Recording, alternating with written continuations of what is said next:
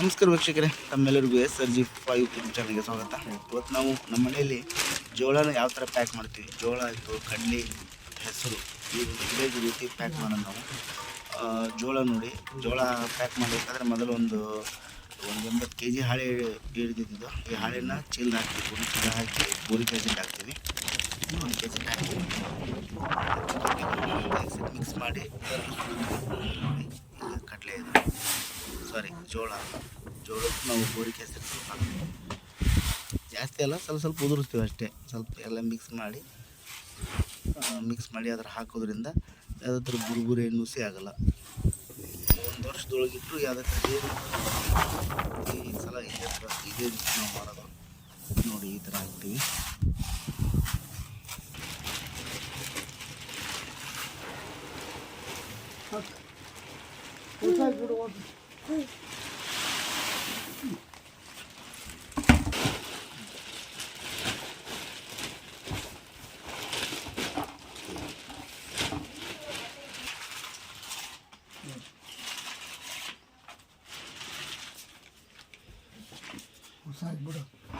ಇದನ್ನ ಹಾಕ್ಬಿಡ್ತೀನಿ ತುಜ್ಜಿ.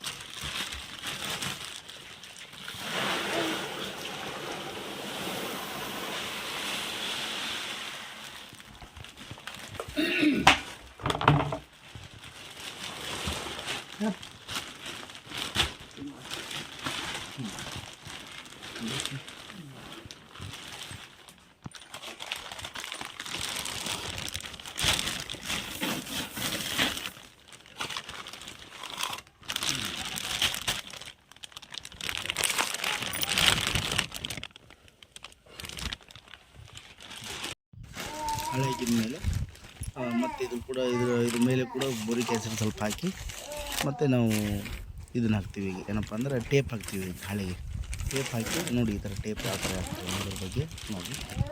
ಈ ಥರ ಟೇಪ್ ಹಾಕ್ತೀವಿ.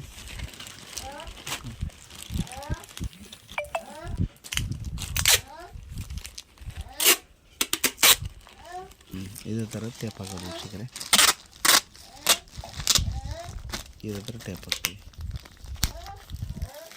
ಮತ್ತು ಇನ್ನೊಂದು ಪ್ರಮುಖ ಸೂಚನೆ ವೀಕ್ಷಕರೇ, ಈ ಬೋರಿಕ್ ಆ್ಯಸಿಡ್ನ ನಾವು ಪ್ಯಾಕ್ ಮಾಡಬೇಕಾದ್ರೆ ಯಾವುದೇ ರೀತಿ ನೀರು ಕುಡಿಬೇಕಂದ್ರೆ ಮತ್ತು ಟಿಫನ್ ಮಾಡ್ಬೇಕಂದ್ರೆ ಕೈ ಸ್ವಚ್ಛ ತೊಳ್ಕೊಂಬಿಟ್ಟೆ ಮಾಡಬೇಕು. ತುಂಬ ಅಪಾಯಕಾರಿ ಇರ್ತೈತೆ ಅದು. ಯಾರಾದರೂ ಯೂಸ್ ಮಾಡೋದು ಬೋರಿಕ್ ಆ್ಯಸಿಡ್ನ ಯೂಸ್ ಮಾಡೋದು ತುಂಬ ಕೇರ್ಫುಲ್ಲಾಗಿ ಯೂಸ್ ಮಾಡಿ. ಹಾಗೆ ನೀರು ಕುಡಿಯೋದು ಮಾಡೋಕ್ಕೆ ಹೋಗ್ಬಿಡಿ. ಈ ಥರ ನೋಡಿ, ಈಗ ನಾವು ಹೊಲಿಗೆ ಹಾಕ್ತಾ ಇದ್ದೀವಿ. ಯಾವ ಥರ ಹೊಲಿಗೆ ಹಾಕೋದು, ಹೊಲಿಗೆ ಹಾಕ್ಬಿಟ್ರೆ ಪೂರ್ತಿ ಫಿನಿಶ್ ಆಯ್ತು ನೋಡಿ ಒಂದು ಸಾರಿ.